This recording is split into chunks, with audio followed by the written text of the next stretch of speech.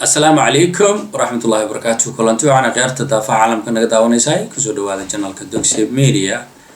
وهذه جرى لبعض وقبرتين إنات هالكاس كدا على عتام برنامج جو مركزي بالشدة تيولة هذا تهرينا فلانات السياسة ده وهذا بالشدة وعيقلينته يوحي بحكي مركزي لا هالمعنى هذا تمرك كوجه الرئيسي channel كفلان وحيابها عنو كوسو قد بين إن هتيات كهش فلان لا اكتسر haddii aad danaynayso inaad dib ugu xirnaato ama dib u daalacato waxyaabaha sida joogtada ah janaalka uga baxana subscribe si aad uga mid noqoto asxaabteena inta bacdigeed waxaan jeclahay maanta dhowr qodob oo runtii ka dhex taagan social media inaan ka hadlo bulshada caalamka ku dhaqanay social media aalad ay u isticmaal badan yihiin facebooka twitterka instagramka snapchat iyo waxyaabo kale oo la halmaalo dabcan markii laba loo kala qaado social media qaybna waxaa laga faa'iiday wax wanaagsan qaybna waxay soo kordhiyeen dhibaatooyin hor alla ah iyo fasahaad iyo waxyaabo runtii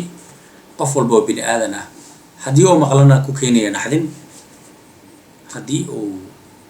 arkana argagax gelinaya waxyaabaan ku habboonayn dhaqanka waxyaabaan ku habboonayn diinta iyo shareecada waxyaabaan ku habboonayn qof walba oo markaasi istaxiile waxyaabaha aan ku habboonayn waalidiinta iyo carruurta intaba ayaa ka dhex socda social media gaar ahaan waxaan doonayaa inaan qodobka markaasi aan uga gol leeyahay isdul taago bulshada Soomaaliyeed runtii waa dad inta badan oral society ah jecel inay hadlaan laakiin ay ku yar tahay inay wax akhriyaan sidoo kale waxaa jirta hadda wax lagu soo gudbiyaa social media waxaa jira in ummadii Soomaaliyeed qaarkoodna ay noo soo gudbinayaan waxyaabo positive oo wanaagsan oo dhaqankeena iyo diinteena iyo aakhiradeena iyo adduunkeena ku wanaagsan oo runtii waxyaabaan ku intifaacnaa kuwana ay noo soo gudbinayaan waxyaabo ku ah fasahaad diinteena dhaqankeena burburinaya sharafteena ummadda Soomaaliyeed iyo wanaagii lagu yaqaanana waxyaala inteeda lagu geysanaya sidaas darteed bulshada Soomaaliyeed haddaan ahay marka waxaa su'aal ah maxaanu ka qaadanaa oonu ka isticmaalnaa social media maxaanse ka tagnaa oo markaasi aan ka gudubnaa si aan markaasi waxyeeladeeda ay nooga dahsanaato waa tahay waxyaabaha fiican ee laga qaadan karo waxaa ugu horeeya warbixinada ku salaysan xaqiiqda iyo niyuuska waa wax loo baahan yahay inaad adigu daafaha caalamka jooga gudaha dalkaaga waxa ka socda wax ka ogaato inaad shiiqa aad jeceshahay adiga ama aad ka hesho tafsiirkiisa xadiiskiisa iyo sida balaqaadiisa shareecada islaamka qaabka u balaqo inaad ka daalacato social media ama dhanka YouTube ka ha noqoto ama dhanka muxuu ahaayay Facebook ha noqoto inaad aad rabto inta geysato aad ka daalacato oo halkaas ama friend kula noqoto haddii tahay dhinaca Facebook haddii aad tahay dhinaca muxuu ahaayay YouTube kana aad subscribe tiraahdo gambaleelkana markaasi aad u furato shiiqaas isaga ah isla markaasna barnaamijyada isku xiran ee isdaba joogga ah markaasi uu kaga hadlayo diinta khayrka wanaagga aad halkaas kala socoto sidoo kale barnaamijyada maaweelada carruurta runtii aadka u wanaagsan isla markaasna opposite ku ah barnaamijyada hadda socda oo markaasi waxyeelo u geysanaya ilmaha yaryar oo yani sifooyinka khatarta ah ku jira dhinacyadan hadda wadamada westernka ah barnaamijyada opposite-ka oo khayriga oo wanaagsan oo nashiidooyinka islaamiga ah laho xijaabyada laho maxaan ku yiraahdaa aadka u wanaagsan sidoo kale waxaa kamid ah waxyaabaha laga faa'iidi karo waa marka dhinaca wanaagsan aad rabto inaad ka fiiriso tacliimaadka ama waxbarashada ama inaad wax ka kororsato maxaa yeelay maanta waxaa jira ama ha noqoto dhinaca diiniga ama ha noqoto dhinaca maadiga in social media casharo lagu bixiyo waad uga faa'iidaysan kartaa maadi oo diiniyan. runtii waxaa hubaal ah dhinaca wanaagsan markii loo fiiriyo wax badan oo daawadayaasha haatan i daawanaya ka daahsoonaay ama maadi ha noqoto ama diin ha noqoto oo dhinaca wanaagsan ah inay ka hanteen oo ay uga xaqabtirmeen ama ay ka heleen at least wax badan oo fiican oo markaasi ay ka qaadan karaan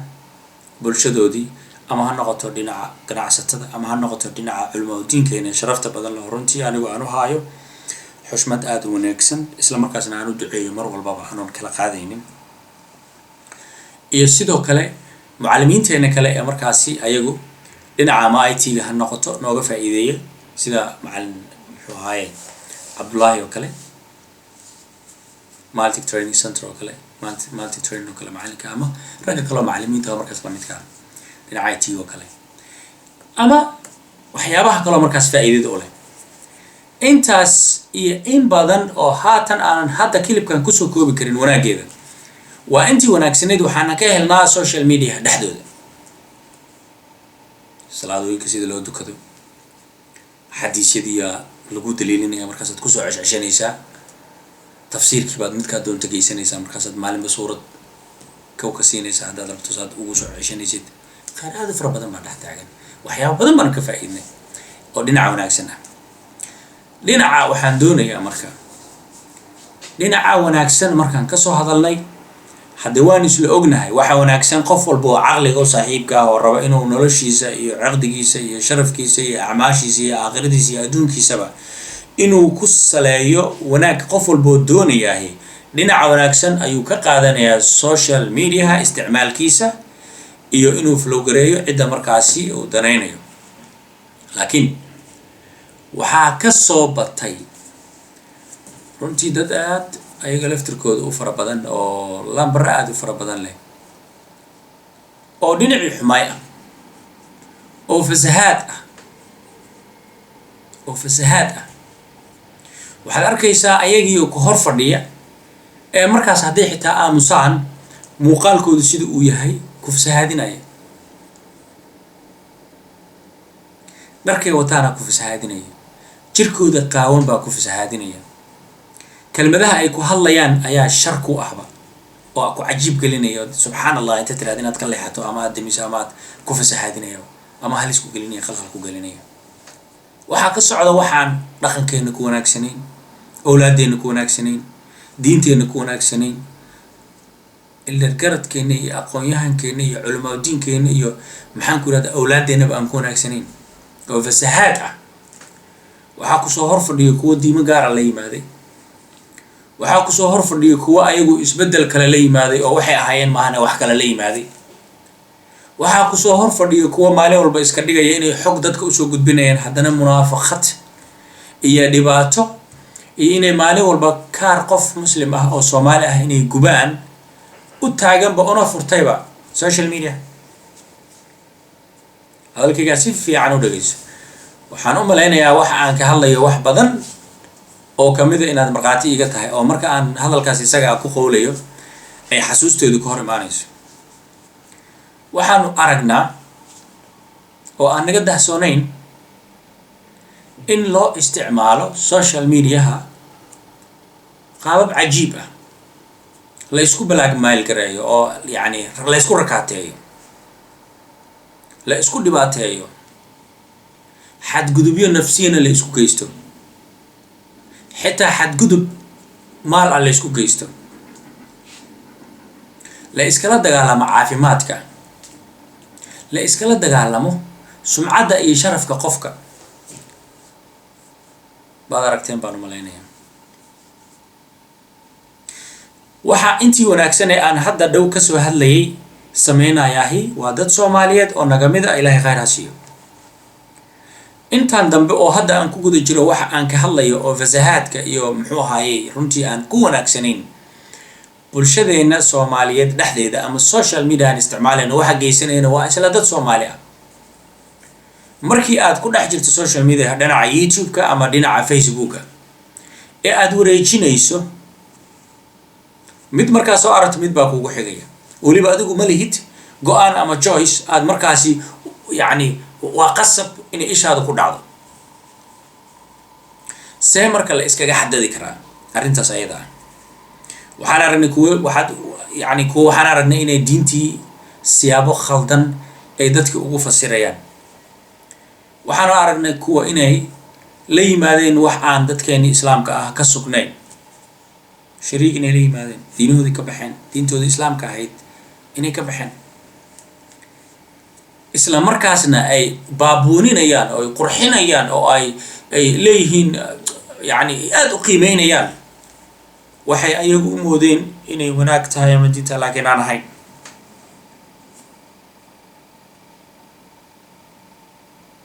وحاسيدو كلا عجيبة قف وصوفر ديستي السوشيال ميديا كاميرا ديسي سوهر دي سيستم دوكومنتري رب إنه شقي قرشوين أو كبار عن دقيق رب إنه أسوق بيه بالشدة dadkii raba inuu wax u sheego haddana marka koowaad oo indhahaagu ay ku dhacaan ay qalbigaaga ku soo dhacayso war qofkan miyuusan walaal lahayn miyuusan waalid lahayn miyuusan abti adeeri eedii hawreeri macnaha dad arximaan lahayn ayuusan lahayn war qofkan isagaaba wax sheegis u baahane siduu dadka wax ugu sheegaya qof isagii madax qaawan baa wuxuu rabaa inuu adiga ku waaniyo ama aayadba ku daliishado qof isagii maxaan ku raahdaa jirkiisii kala iyo maxaan ku raahdaa cawradiisii muuqataa wuxuu doonayaa adigina wax kuu sheego wax ka dhaadhiciyo waliba kugu qanciyo wax oo rabo qalbigaaga ku helo kaaga kasbado soo jiidasho waa fiirso haddana isagii baa u baahan wacyigelin isagii baa u baahan aqli cilin isagii baa u baahan tala walaalnimo tala waalidnimo tala saaxiibnimo in la siiyo isagii baa in dib u celin inta lagu sameeyo in la saxo lagu sugo akhlaaqda wanaagsan iyo diintiisa u baahan haddana wuxuu isku dayayaa inuu inta yimaado adiga wax kuu sheego waxaan aragnaa kuwaan u qalmin inay inta bulshada hor yimaadiin qaabka ay yihiin bulshada la hor yimaadiin wax u sheegaan inta la hor yimaadeen dadka bulshada inay tobanaano noocaas oo kale ay ku daydeen oo isku daydeen waxaan ognahay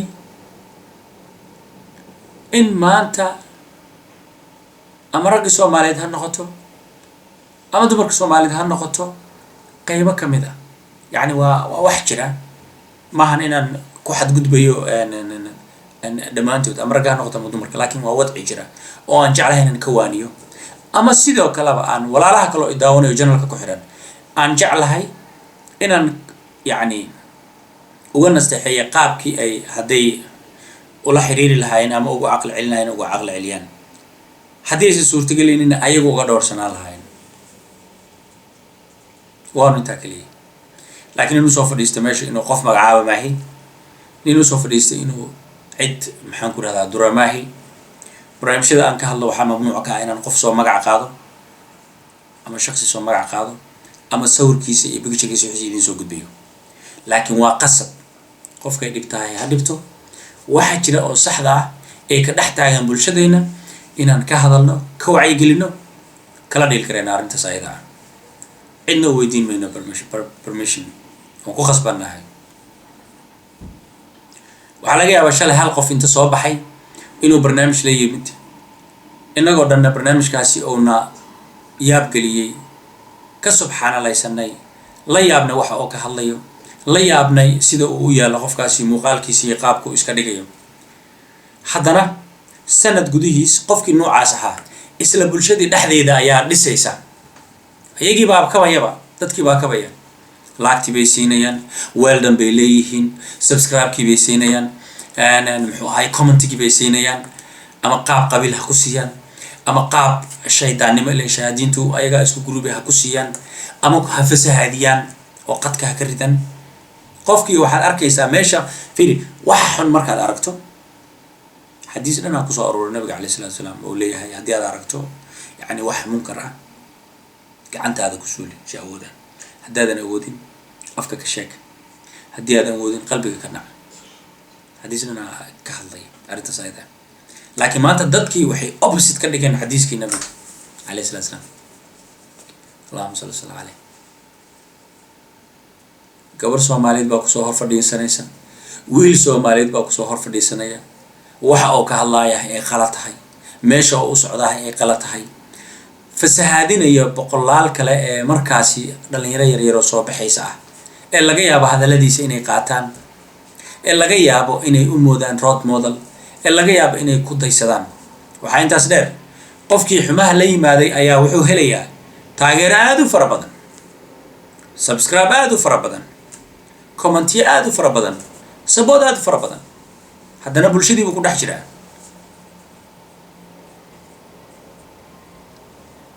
kuwa ka dambeeyaha maxay sameynayaan marka?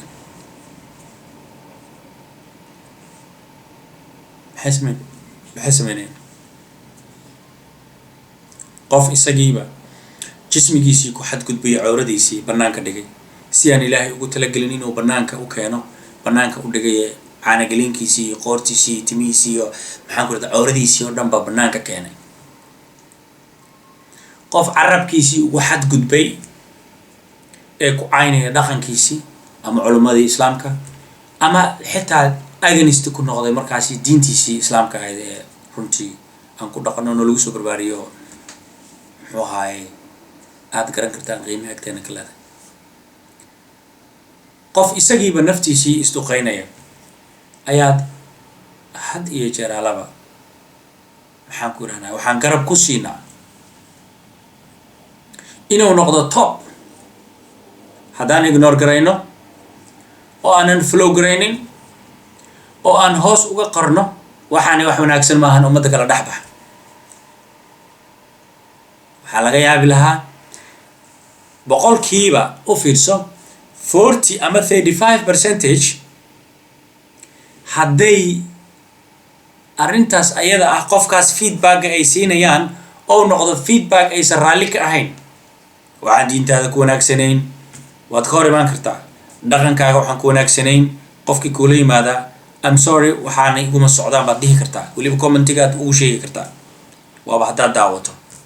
wixii dhaqanka iyo shaksiyadda dilaya sidoo kale, wixii naftaada fasahaad u ah adoonba daawan inaad iska bloggarayn kartaa. intaasoo dhan ba waad awooddaa inaad uga hortagto, si naftaadu ay u noqoto mid badbaada u ah, naftaadu inay safe noqoto. haddaad aragto wax dembi ah oo indhahaaga ku dhacay, marka ugu horreysa maxaa lagu yidhi? xir ka jeeso. maantana maxaanu taaganahay 20 daqiiqo 30 daqiiqo 40 daqiiqo program soconaya oo qofku samaynayahay qowlkiisuna uusan ahayn wax wanaagsan, muuqaalkiisuna uu kaa yahay ajnabi, cawrana uu kaa yahay, haddana uu qaawan yahay. inaad every day daawato bilaaw ilaa dhammaad, ma adigaa isku darnaaday oo qofkaad u danaysay, mase adigaa isku roonaaday oo qofkaad u darnaatay? maxay tahay faa'iidadaad heshay? qofkani program buu sameeyey, ama diin ha caayo, ama dhaqankaaga ha caayo, ama soomaalida ha ku xadgudbo, ama wuxuu doona ha sameeyo, wax alla wuxuu doona ha sameeyo, wuxuu yahaaba wuu la soo fadhiistay qofkani halkan. qof walbaana intuu garto garaadkiisa, cilmigiisa, xishoodkiisa, caqligiisa ayuu bulshada la hor yimaadaa. ninna uma baahnid adigu inaad tahay inaad tiraahdo yaa tahay, weligaa intaa iga dambayso qofna hadhin yaa tahay. qofka fiiri waxa uu ka hadlayo, qofka fiiri saaxiibadiis isaga ku xiran, qofka fiiri isagu dadka uu ku xiran yahay, qofka fiiri waxyaabaha uu soo boosti gareeyo. qofna wuxuu kuu soo boosti gareynayaa waxyaaba qurux badan, sharaf badan, wanaagsan, milicsanayso, ishaadu milicsanayso, dhagahaaga ku raaxaysanayaan, oo maxaan ku idhahdaa khayr iyo wanaag iyo bashbash iyo tahniyado iyo duco iyo adduunyu soo dhigaya. u fiirso, salaamo, gaaliska arag, wuu ka dhowrsan yahay xumahoo dhan. qofna wuxuu kuu soo dhigayaa kabaa'ir dembi ah, dunuub buu ku dhex gelinayaa, waxa uu ku jiro ku dhex gelinayaa. markaad ugu yaraato dhib waxaa kugu filan qofkaas maxkamadda aakhira markii la saarayo, haddaad kii u gasho ka waran. haddaad kii u gasho kuwii ku markhaati furaya inaad noqoto ka waran. maantana ay fan kula tahay iyo qareexo iyo sheeko iyo baashaal inaad daawato qofkaas kilibkiisa. maalintuu qofkan caynay waxaad maqashay ama aragtay oo indhahaagu ay qabteen qofkaani qofkaas waxa uu ku lahaa waad aragtay waana maqashay ilaahay cidna ma dulmiyo qofkii isaga ah maalintii bal aakhiro isagoo maxkamad taagan haddaad kii u gashay ka hor maxaa maanta ku dhibi maa ka gudubtid maxaad u flow garaynaysaa ood u raacaysaa maxaa barnaamijyadiisa ugu xihan tahay inta wanaagsan flow garay raac road model ka dhigo ku ammaan programmada oo qofkaas ku siinayo ku dhiirageli inta wanaagsan qofka wanaagsan ee kuu soo gudbinaya laakiin qofka kuu soo gudbinaya waxyaabaha xunxun ee aan bulshada ku wanaagsanayn why you flowing maxaad waqtigaaga ugu luminaysaa ma caqligaad laadaha adigu mase waqtiga ayaa kaa batay oo meel aad ku bixisaad laadaha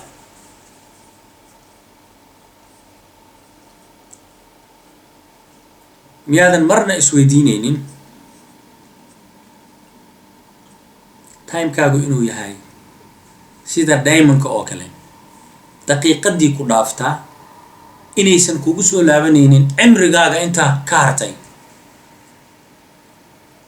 haddaad halkaa daqiiqo ku ducaysato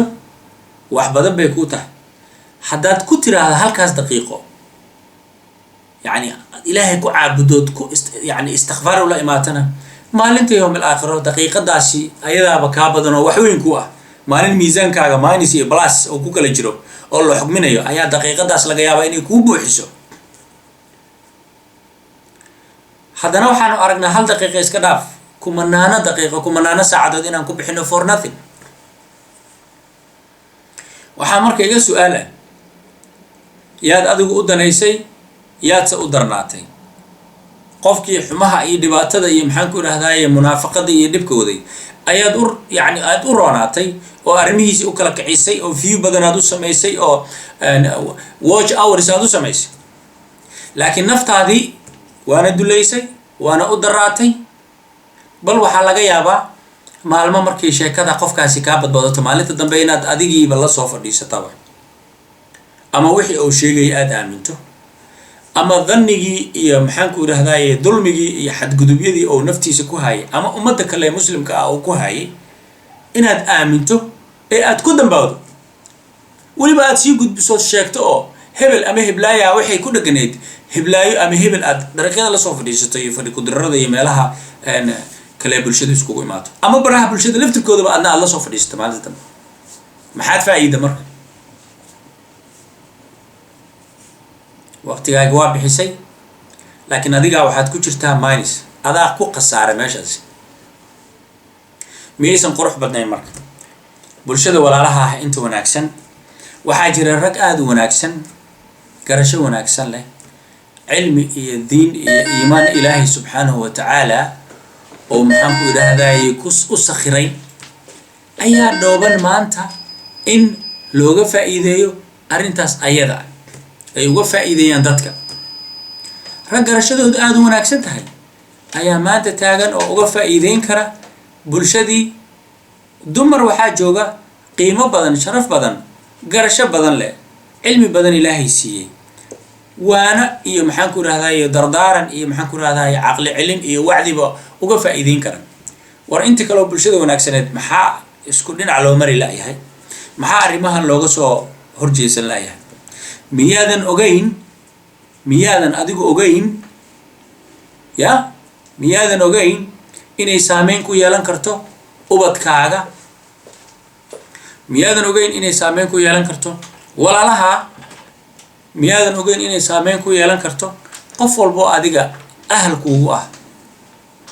dabcan haa guriga shanaad oo kale markuu nin inta basiin la istaago oo dhaho waa gubaaya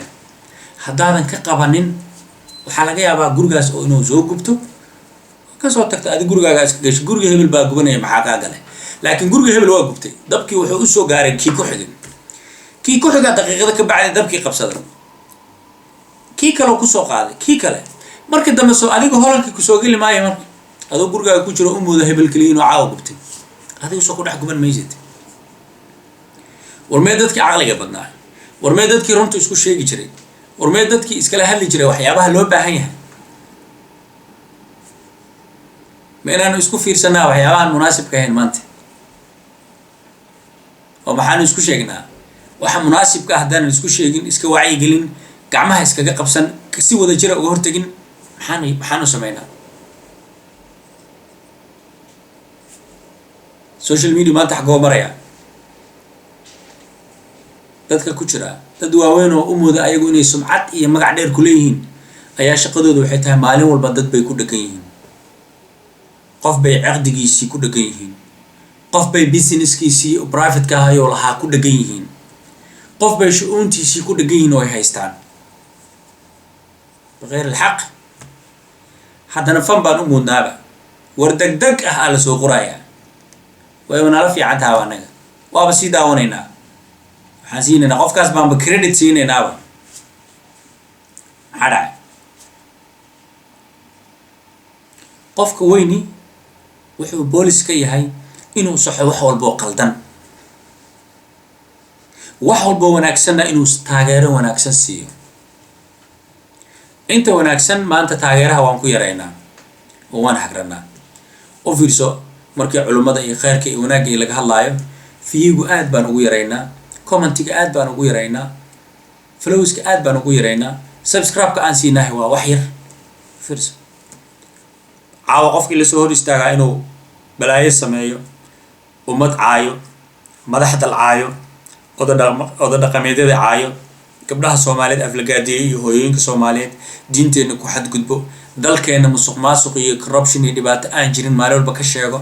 bicture aada u foolxuno oo yacni aan wanaagsanayn maalin walba deegaanadeenna iyo dalkeenna ka bixinaya adduunka isbaayo ah na waxaan rabnaa inaan iskugu darno laagti iyo sheerti iyo everything maxaa saxan marka maxaase qaldan yaan dhisnay annagu yaan dhisnay oo wanaajinay yaase ka hor nimid ma jecli inaan barnaamijka kusii dheeraado waxa khayrka ah waa la isku kaashtaa oo waa la isla qaataa